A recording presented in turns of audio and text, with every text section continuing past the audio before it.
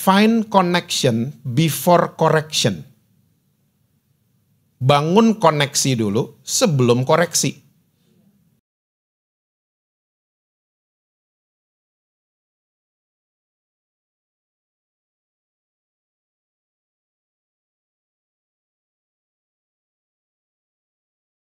Kami sangat mengucap syukur kami punya Tuhan Yesus yang luar biasa. Punya Tuhan yang menerima kami apa adanya. Punya Tuhan yang mengampuni kami. Bahkan Engkau mau mati buat setiap kami. Terima kasih Tuhan Yesus untuk kasih karunia anugerah-Mu yang luar biasa buat kami. Mari pada siang hari ini bicara buat kami di waktu yang singkat ini.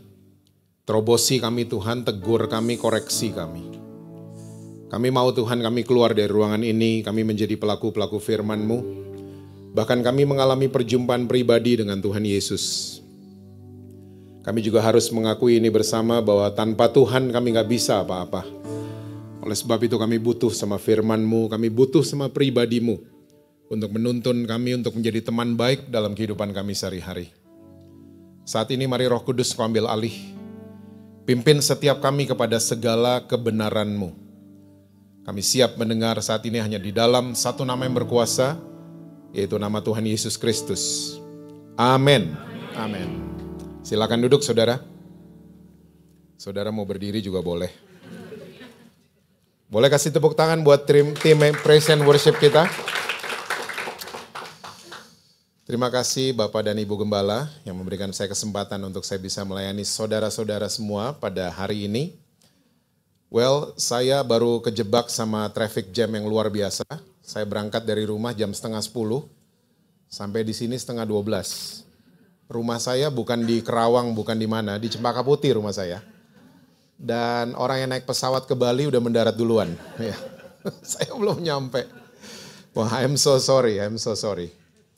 Oke, kalau saudara senang judul khotbah saya siang hari ini adalah People Connection. Yuk kita lihat sama-sama kitab Matius 18 ayat 18 sampai dengan ayat yang ke-20. Matius 18 ayat yang ke-18 sampai dengan ayat yang ke-20, Alkitab catat begini. Aku berkata kepadamu, sesungguhnya apa yang kamu ikat di dunia ini akan terikat di sorga, dan apa yang kamu lepaskan di dunia ini akan terlepas di sorga. Dan lagi aku berkata kepadamu, jika 2 orang daripadamu di dunia ini sepakat meminta apapun juga, permintaan mereka itu akan dikabulkan oleh Bapakku yang di surga. Sebab di mana 2 atau 3 orang berkumpul dalam namaku, di situ aku ada di tengah-tengah mereka. Saya percaya semua saudara tahu ayat-ayat ini, karena ayat-ayat ini cukup terkenal di kebaktian-kebaktian yang gak ada yang datang. Kalau kebaktian udah gak ada yang datang, biasanya yang di depan, WL atau siapa, ngutip ayat ini. Ya, 2-3 orang berkumpul, Yesus hadir di tengah-tengah kita. Gitu loh. Benar sih, benar. Tapi begini, kita ini kalau baca Alkitab, kita perlu lihat konteksnya. Kita perlu lihat Yesus tuh audiensnya siapa, dia lagi bicara sama siapa. Sebelum disalib atau sesudah disalib. Kita perlu paham gini-ginian. Nah ternyata kalau saudara mundur nanti aja di rumah, mundur mulai ayat yang ke-15. Ternyata Yesus ini lagi gak ngomong soal kebaktian yang gak ada yang datang, bukan. Yesus lagi bicara, ajarin murid-muridnya dan untuk saudara dan saya tentang connection. Ayat 15 jelas dikatakan kalau ada saudaramu jatuh dalam dosa, dia 4 mata, bukan diviralin. Masih juga jatuh dalam dosa, panggil saksi yang lain. Masih juga jatuh dalam dosa, sampaikan masalahnya buat jemaat. Masih juga jatuh dalam dosa, anggap dia orang yang tidak kenal Tuhan atau pemungut cukai. Lalu tiba-tiba muncullah kalimat demi kalimat yang baru saja kita baca. Apa yang kamu ikat di dunia akan terikat di sorga, apa yang kamu lepaskan di dunia akan terlepas di sorga. Lalu tiba-tiba Yesus menambahkan dengan kalimat yang sangat-sangat powerful. Di ayat 19, Yesus bilang gini, jika ada 2 saja di antara kamu bisa sepakat, mereka minta apa saja, permintaan mereka akan dikabulkan oleh Bapakku yang di surga. Wow. Ternyata Yesus memilih dan menggunakan kata sepakat. Kata sepakat diambil dari bahasa musik. Kok niat banget Yesus menggunakan istilah musik? Ya, karena kata sepakat itu bahasa Yunaninya symphoneo. Diterjemahkan ke bahasa Indonesia artinya adalah simfoni atau harmonisasi.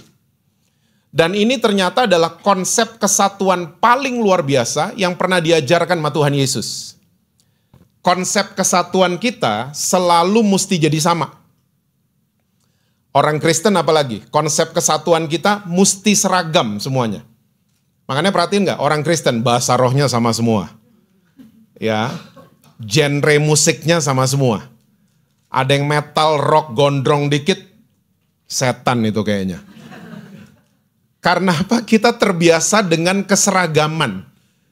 Bahkan kita nuntut orang lain sama kita. Ya, Dedi pendeta, kamu pendeta ya.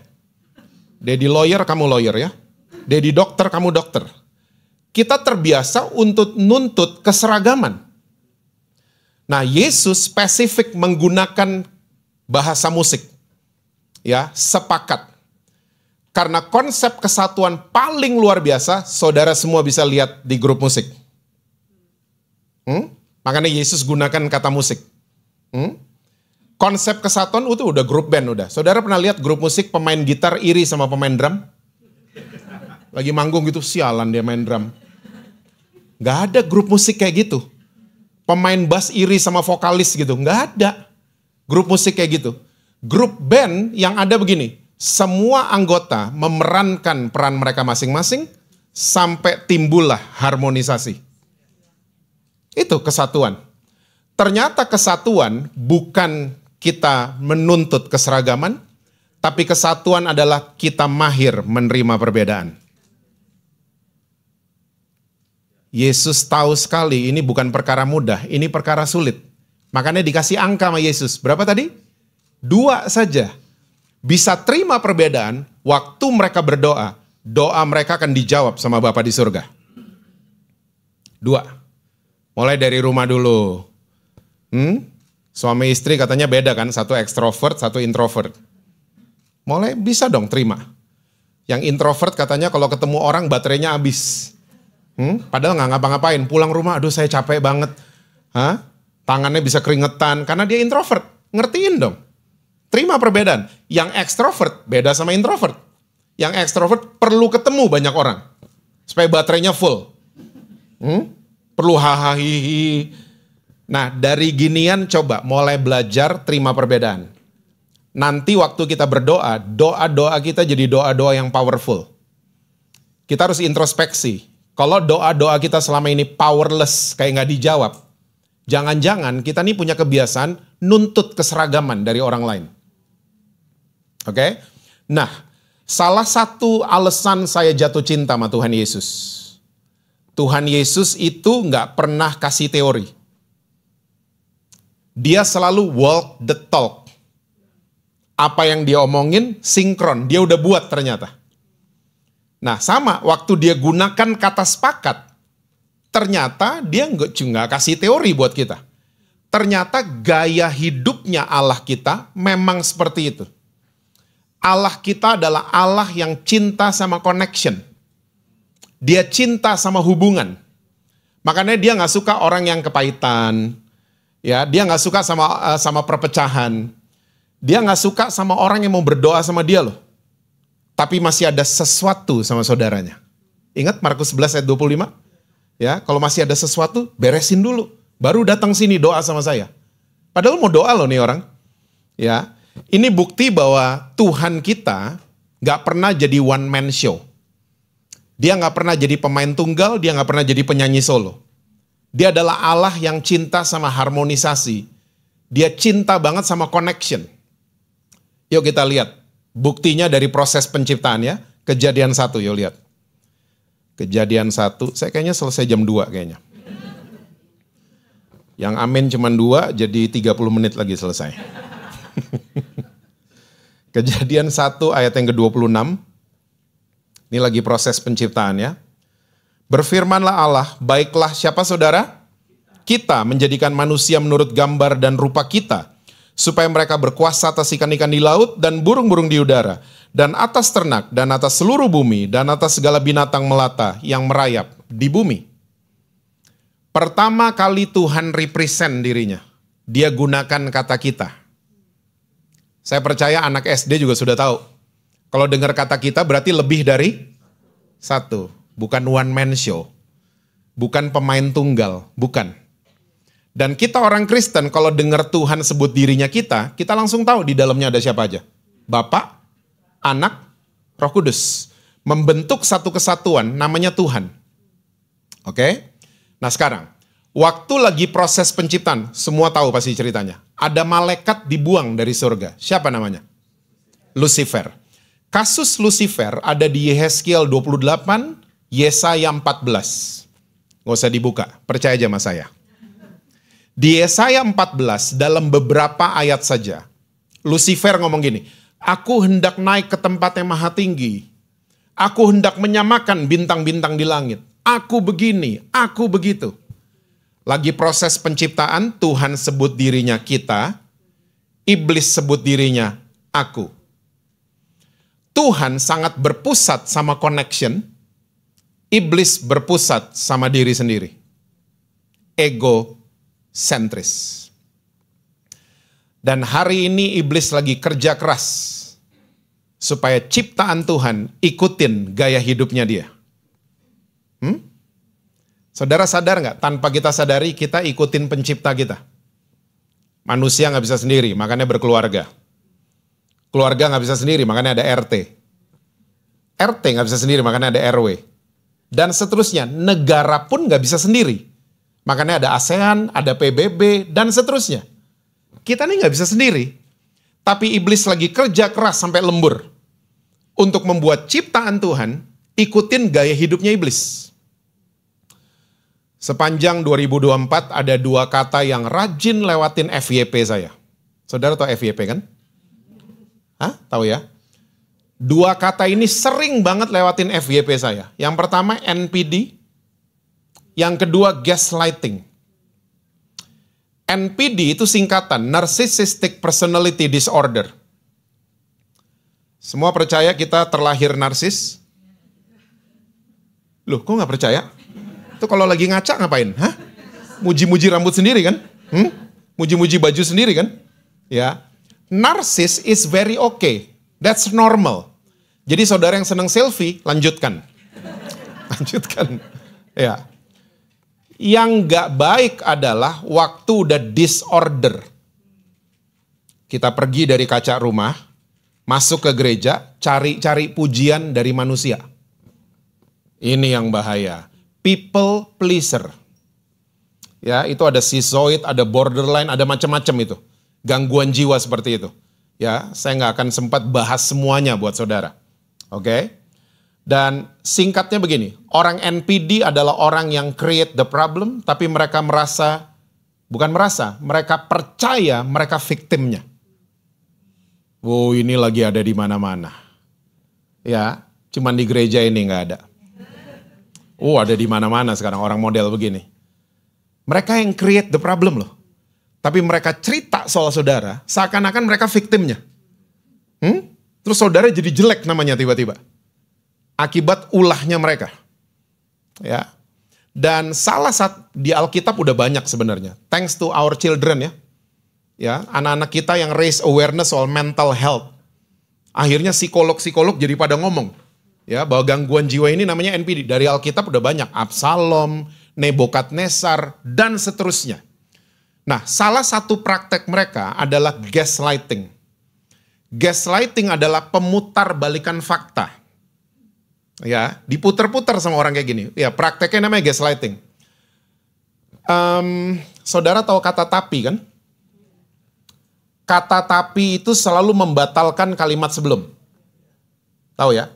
Paling sering muncul di acara Idol. Penyanyi di Idol baru selesai nyanyi, jurinya ngomong gini, kamu bagus tapi berarti nggak bagus. Tapi membatalkan kalimat sebelum. Dia cantik tapi berarti nggak cantik. Dia ganteng tapi berarti nggak ganteng. Ya. Nah, saya 10 tahun ini sering banget ketemu sama suami atau istri yang salah satunya selingkuh.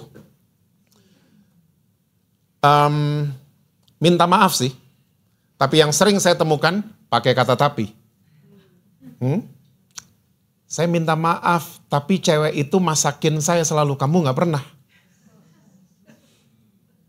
Tunggu. Yang salah siapa ya? Suaminya kan ya? Tiba-tiba yang merasa bersalah? Istrinya. Ini gaslighting nih. Ya, mereka yang sakit jiwa, kita yang ke rumah sakit. Kita yang GERD, kita yang asam lambung, kita yang vertigo. Karena kita jadi merasa bersalah. Ini mereka. Mereka lagi ada di mana-mana. Termasuk di rumah Tuhan. Siapa di balik ini semua? Iblis. Dia lagi kerja keras. Makanya Alkitab di Perjanjian Baru pesan begini. Salah satu keadaan manusia di akhir zaman. Nomor satunya. Mentingin diri sendiri. Egosentris. Alkitab ternyata udah catat. Gejala orang yang individunya tinggi. Yuk lihat. Amsal 18 ayat yang pertama. Amsal 18. Saudara ingat Amsal 18 di mana? Itu sebelum Amsal 19. Apa sih? Amsal 18 ayat yang pertama. Orang yang apa saudara? Menyendiri. Mencari apa? Keinginannya. Amarahnya apa? Terhadap setiap apa? Pertimbangan. Dengan kata lain, orang yang individunya tinggi, dia lulu gue, kata orang Jakarta. Dia cari maunya sendiri. Ya, tahu lulu gue kan? Lo mau bikin apa bukan urusan gue mau bikin apa bukan urusan lo. Lulu gue. Dia cari maunya sendiri, amarahnya meledak. Ya, tersinggung, baper tiba-tiba, naik darah. Karena apa? Cuman dikasih pertimbangan, dia bisa meledak marahnya. Cuman dinasehatin loh, come on. Ya, apalagi dikritik orang kayak gini, bisa perang dunia. Dinasehatin aja dia meledak-ledak langsung marahnya. Nah, kalau gejala ini ada pada kita, buru-buru cari support system. Berarti kita udah mulai sendiri. Gak punya temen, cuman punya kenalan. Beda loh, temen sama kenalan. Kenalan bisa banyak, tapi good friends are few. Sedikit teman baik. Ya. Kalau gejala ini ada pada kita, buru-buru cari support system. Saudara tolong buka mata baik-baik. Negara-negara yang individualnya tinggi, lulu gue. Gereja gak ada yang bertumbuh. Lihat gak? Eropa, gedung gereja banyak. Isinya bukan kebaktian kayak hari ini, bukan. Isinya turis. Foto-foto dan persembahannya dari turis. Ya, saya sedih loh ngelihat pakai mata kepala saya sendiri di kota Amsterdam, Belanda. Gereja lobinya dipakai untuk red light district. Tempat prostitusi yang menghasilkan devisa nomor 4 buat negeri Belanda. Pakai lobi gereja. Ya. Amerika, kita pikir Amerika rohani. Enggak. Cuman karena uangnya ada tulisan In God We Trust. Mereka nggak rohani. Udah belasan tahun, ya Alkitab itu dipindahin dari sekolah-sekolah di Amerika ke penjara. Jadi Alkitab di Amerika bukan buku panduan. Tapi Alkitab di Amerika adalah buku penyesalan. Kalau udah masuk penjara, nangis-nangis baru baca Alkitab. Buku penyesalan. Katanya presiden yang baru nih katanya mau mengembalikan Alkitab ke sekolah-sekolah. Katanya. Saya nggak pilih dia soalnya.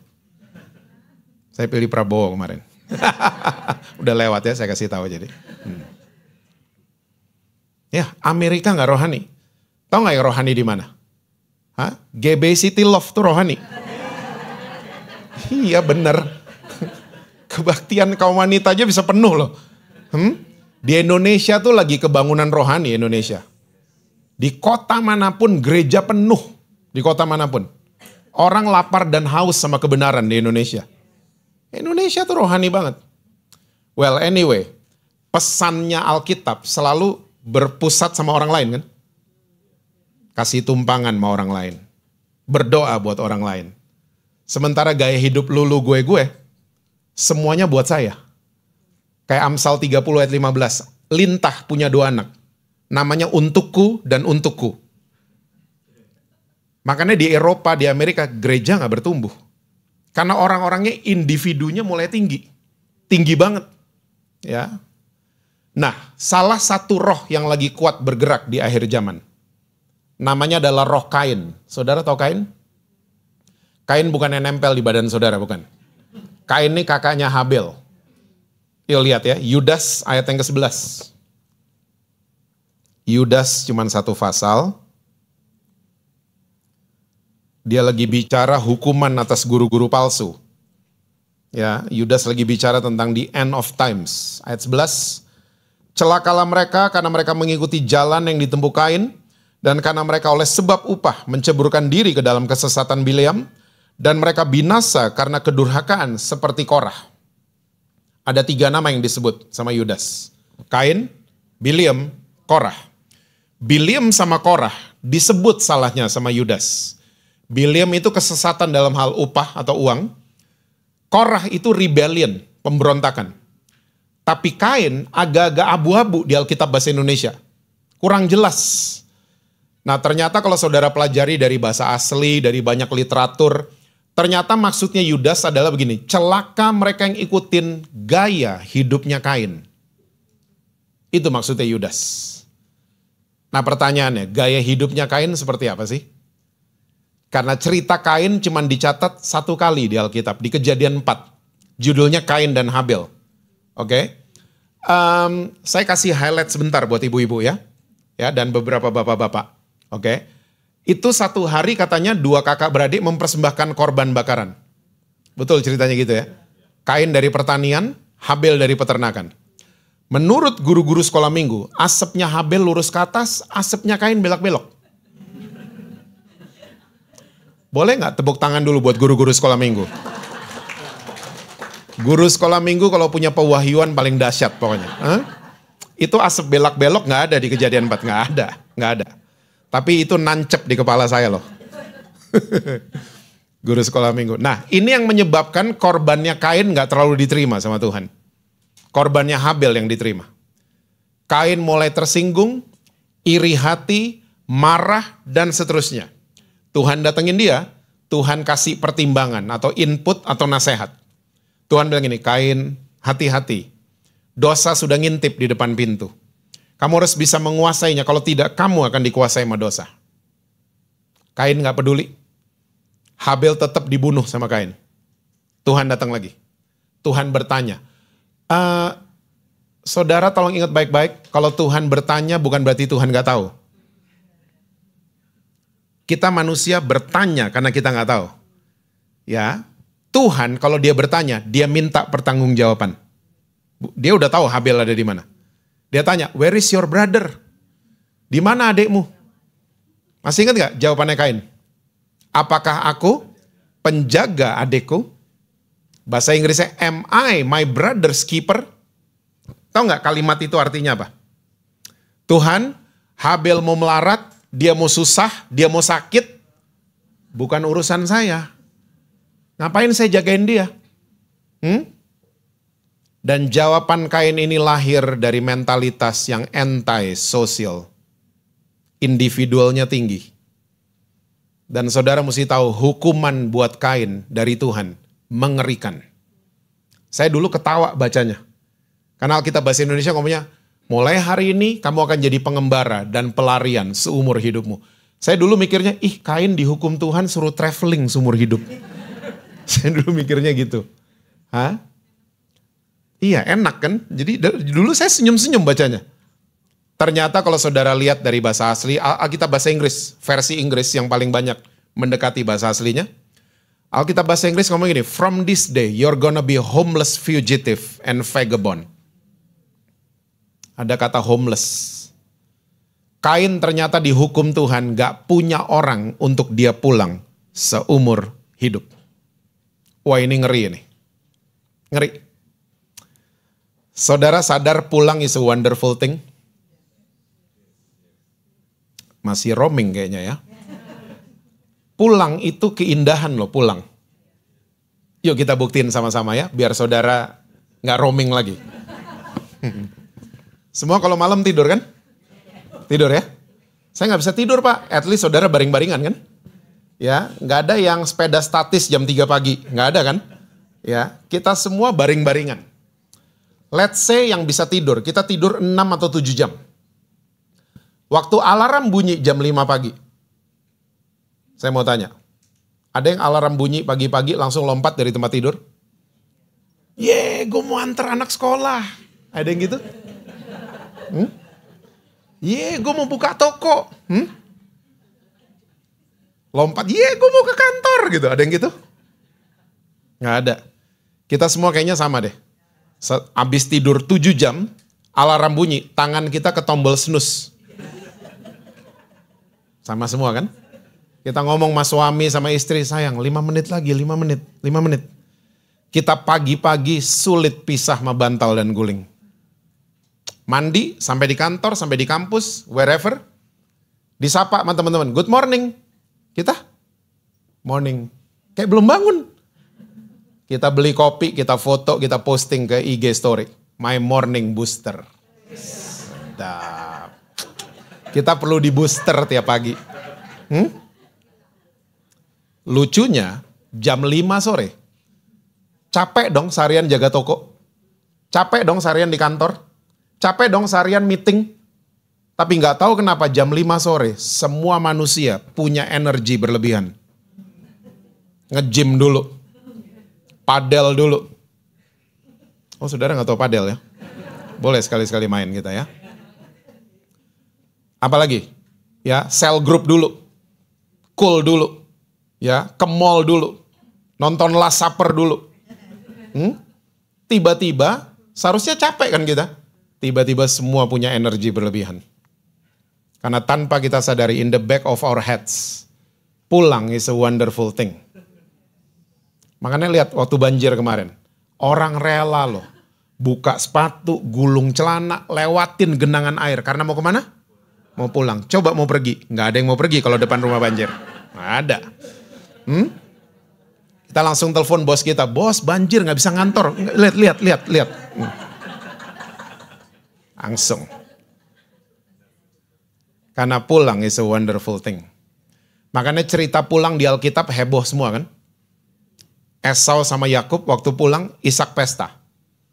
Anak yang hilang, waktu pulang, bapaknya langsung pesta. Because pulang is a wonderful thing. Home is a person, house is a building. Susah saya terjemahinnya. Karena home sama house diterjemahin sama di Indonesia. Ya, tapi saudara ngerti lah ya. Ya, banyak orang sampai di tempat kediaman nggak merasa home. Di gereja ini nggak ada, di gereja lain. Karena apa? Person di dalamnya toxic semua. Jadi waktu kita pulang, kita nggak ngerasa home. Nah bayangin Kain dihukum Tuhan, gak punya orang untuk dia pulang. Seumur hidup. Wah ini ngeri banget. Ngeri banget. Nah, Tuhan, kalau Tuhan udah ngajarin kayak gini, Tuhan bertanggung jawab. Makanya saudara dikasih komunitas, ya, untuk saudara berkoneksi, namanya GBI City Love. Dikasih sama Tuhan. Dan saya boleh pastikan buat saudara-saudara, GBI City Love adalah komunitas yang sehat. Karena ada komunitas yang gak sehat kan? 2-3 orang buka botol. Pernah ikut? Kok belakang gak tahu mukanya? 2-3 orang buka Macallan, buka Glenfiddich. Gak ada yang tahu ya. 2-3 orang buka taruhan. Kan ada komunitas. Kan ada komunitas-komunitas yang tidak sehat. Ada. Ya, makanya saya bisa pastikan buat saudara, tempat ini adalah komunitas yang sehat buat saudara. 3 agenda, saya mau bahas buat saudara dengan cepat. Kalau di tempat komunitas yang sehat, bangun connection sama Tuhan. Oke? Saya sepanjang 2024 kemarin cuma ngomong satu kalimat di mana-mana. Kenali Tuhan Yesus. Jangan cuma kenal sama agama Kristen. Bangun connection sama Tuhan Yesus. Jangan cuma jago upacara, jangan cuma jago liturgi, jangan cuma jago 3 lagu cepat, 2 lagu pelan. Tapi kenali Tuhan Yesus kita. Kenali dia. Bangun connection. Yang pertama. Yang kedua, bangun connection sama sesama. Saya nggak ada dipesenin sponsor ya sama Bapak Ibu Gembala. Nggak. Tapi saya lagi ngelihat nih hal yang urgent. Kalau gereja saudara ada komsel, ikut. Ikut. Dan acara komsel bukan acara hari Minggu dipindahin ke rumah, bukan. Itu ajang membangun connection. Membangun hubungan di situ. Di pertemuan besar, kita lihat kanan kiri, kita lihat muka malaikat semua. Betul nggak? Tapi di pertemuan kecil, semua kelihatan aslinya biasanya. Minjem duit nggak balikin di situ. Baperan di situ, tersinggungan di situ. Gimana itu melatih kita loh, itu melatih kita untuk apa? Menerima perbedaan. Melatih kita. Saya waktu SMA punya geng. Semua pernah SMA dulu? Pernah ya? Geng SMA kayaknya paling seru ya. Geng SMP masih terlalu kecil, kuliah udah enggak lah. SMA lah paling wah. Nah saya punya geng tuh berlima. Ya. Kita udah, ini singkat cerita. Kita udah 30 tahunan masih main bareng dan nongkrong bareng. Ya, Lebaran saya ke rumah mereka, Natalan mereka ke rumah saya. Disitulah momen-momen mereka menikmati babi kecap.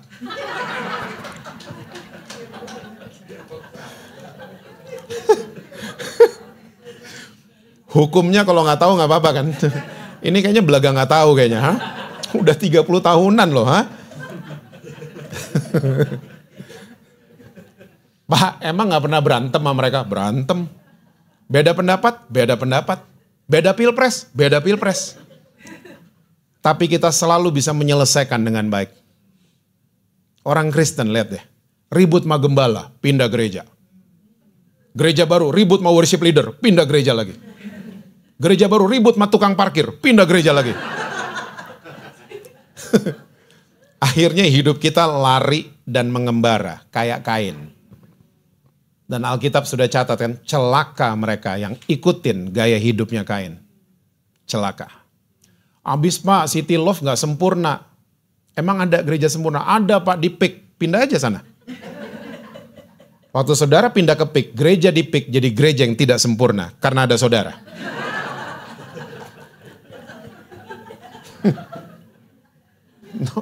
Nobody's perfect. Gak ada yang sempurna. Kita sama-sama pendosa kan? Bedanya cuman satu ngaku, satu enggak. Satu ketahuan, satu enggak. Itu aja bedanya. Belajar menerima perbedaan. Belajar.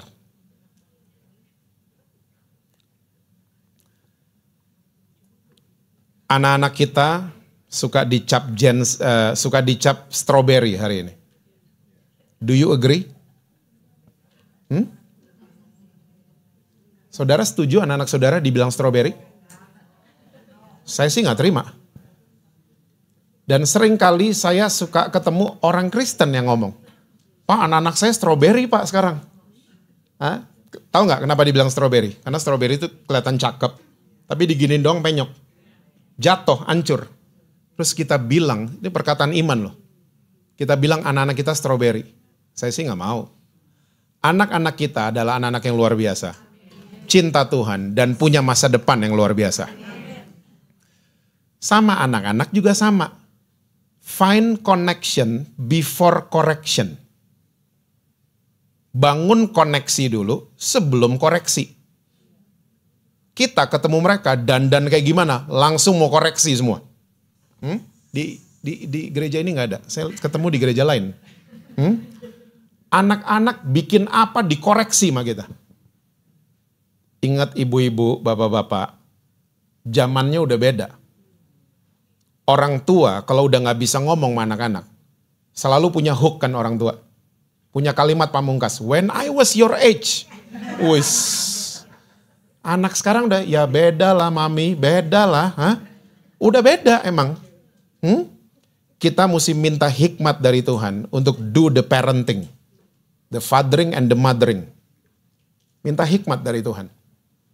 Kita terus-terusan koreksi mereka. Lama-lama mereka doesn't feel home dekat sama kita. Karena dikoreksi melulu. Find connection dong.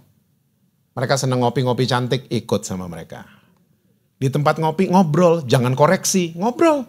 Bangun hubungan, ngobrol. Saya pernah lihat di gereja, saya nggak mau sebut di gereja mana. Ada anak cuma nanya sama papa mamanya. Dad, Ma, Lady Gaga tuh siapa? Setan, jangan didengar, setan. Awas ya. Kasian lo anaknya, ha?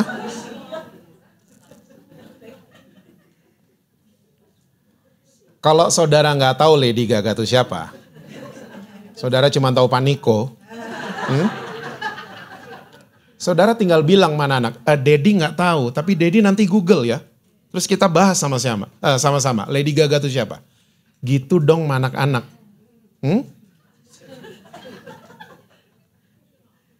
Suami istri temennya papa mama deketin tuh anak. Papa mama kamu orang pinter loh, anak-anak berani ngomong sekarang. Pinter dari mana? Setiap saya tanya semua jawabannya setan.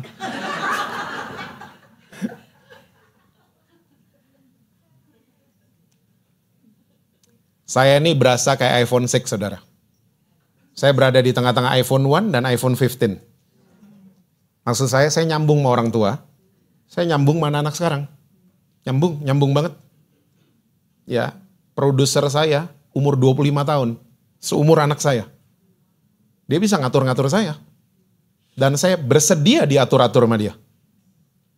Karena anak-anak Gen Z, tolong ingat baik-baik. Saya buka rahasianya nih. Mereka nggak suka hierarki. Hierarki itu gini, saya mentor kamu ya. Saya kakak rohani kamu ya. Mereka kan, siapa lu? Mereka kan begitu. Mereka sukanya sama kesetaraan. Karena mereka lihat orang sekarang bukan dari senior atau junior. Mereka lihat orang dari kapasitas. Produser saya 25 tahun, dia menguasai dunia podcast, dunia sosial media, dia menguasai banget. Saya nunduk sama dia dalam hal itu. Dalam hal yang lain, dia respect sama saya. Kita saling respect akhirnya. Harmonisasi terjadi karena saya bangun connection sama dia. Dan teman-teman yang lain. Saya sama 2 anak saya. Kita sering ada acara gadget free day. Kita cuman pergi ke restoran, taruh handphone di kasir, kita ngobrol berjam-jam. Nggak pakai handphone. Find connection. Amin saudara.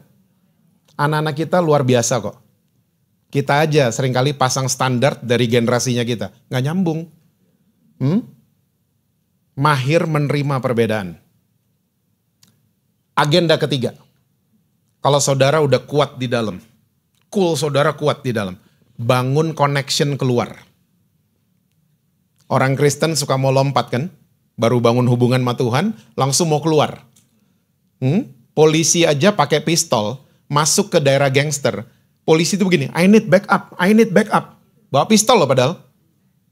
Kita yang culun-culun gini, ya ampun, mau langsung bangun hubungan keluar, ya kalah lah kita. Ya, milikilah backbone yang kuat dulu. Bangun hubungan keluar tuh ke siapa? Ke orang-orang yang sakit hati. Saudara tahu definisi sakit hati? Sakit hati adalah orang yang mengalami disconnection sama orang yang dia cintai. Putus connection. Putus hubungan. Makanya jadi sakit hati. Dan orang kalau udah sakit hati, dia bisa bikin yang aneh-aneh, bahkan super aneh. Udah nonton Monsters di Netflix? Saudara kayaknya gak tahu apa-apa deh tadi ya. No, I'm kidding. Saya nonton itu film, Monsters, karena tahun 89 saya baca beritanya. Hernandez Brothers di LA, California, Amerika. Bunuh 2 orang tua mereka dengan cara yang sadis. Difilmin ternyata. 8 episode. Ternyata saya baru ngerti kenapa mereka berdua jadi monsters. Karena papa kandung mereka abuse mereka berdua. Seks, verbal, fisik. Wah, lengkap nih, triple combo. Lengkap. Makanya mereka berdua jadi sakit hati. Jadi monsters. Makanya saya setuju sama penyanyi dangdut itu. Lebih baik sakit gigi daripada sakit hati. Nah, tugas kita dalam membangun hubungan untuk nih orang terkoneksi kembali. Terkoneksi sama Yesus, sama orang-orang yang baik, good people. Supaya waktu dia menghadapi trauma respons, recall-nya gak ke masa lalu. Recall-nya selalu ke Yesus. Karena ada kita di sampingnya. Cerita terakhir, benar terakhir. Saya sebelum pandemi, saya ketemu sama calon transgender. Dia udah DP rumah sakit di Jerman untuk operasi ganti kelamin. Dia waktu datang di rumah saya, semua, bugem semua, lewat semua. Lewat. Kalah cantik semua. Dan dia wanginya luar biasa. Saya pikir dia ibu-ibu waktu itu. Ternyata waktu ngomong, halo Bester. Laki ternyata. Laki. Singkat cerita, saya memutuskan untuk membangun connection sama orang ini. Bukan pacaran ya, tolong. Tolong digaris bawahi.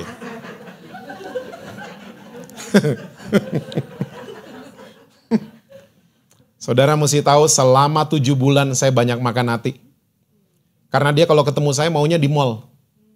Gak mau di rumah lagi.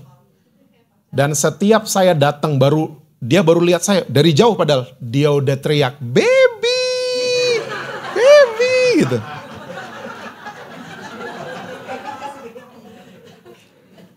Di restoran juga sama, baby mau pesen apa? Semua gak ada yang liatin dia, semua liatin saya.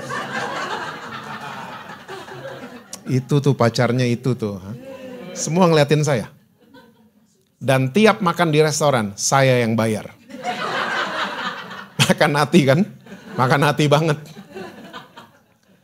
Tapi saya gak pernah lupa that morning, masuk bulan ke-8. Dia telepon saya. Dia bilang, Jess, gue gak jadi ke Jerman. Kenapa?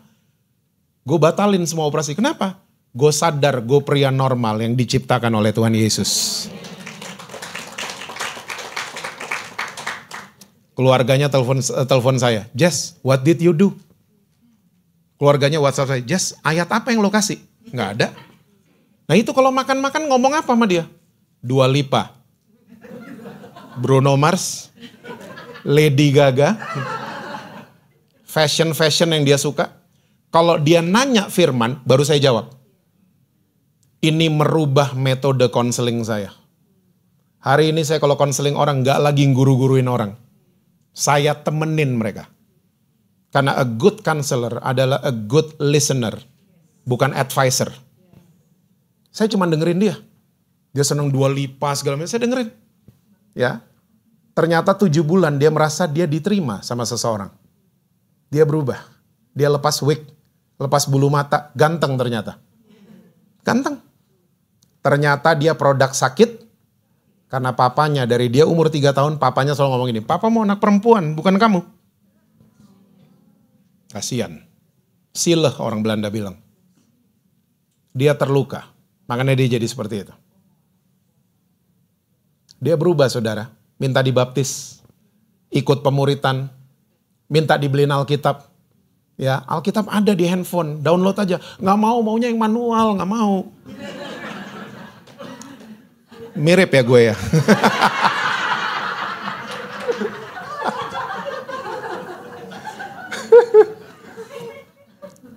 Dan yang paling luar biasa hari ini dia injilin teman-teman yang lain. Yang modelnya kayak dia. Dan banyak yang mau ikut pemuritan hari ini. Saudara, saya gak suruh saudara. Untuk selesai acara ini semua pada cari LGBT, enggak. Ya. Tapi saya percaya kita selalu dikirim orang yang aneh-aneh. Ya, orang yang beda sama kita. Dikirim sama Tuhan. Untuk kita melatih diri kita juga. Ya, wah mahal ya Pak ya. Traktir-traktir mahal loh. Saudara mesti tahu, membangun connection itu mahal. Seorang bos mau bangun connection, networking sama bos sebelah, dia mesti traktir dulu. Dari koceknya lagi. Demi sebuah networking terjadi. Yesus jangan pernah lupa. Yesus demi sebuah hubungan. Dia bayarnya mahal. Pakai darah dan nyawanya sendiri. Demi hubungan terjadi sama saudara dan saya. Yesus. So, mahirlah membangun hubungan. Mahirlah menerima perbedaan. Saya percaya tahun 2025 akan menjadi tahun jawaban doa buat saudara-saudara semua. Amin, saudara. Tuhan berkati saudara-saudara semua. Selalu sukses, harmonis di rumah, dan rekening bank selalu penuh buat saudara. Kencang banget kalau gitu.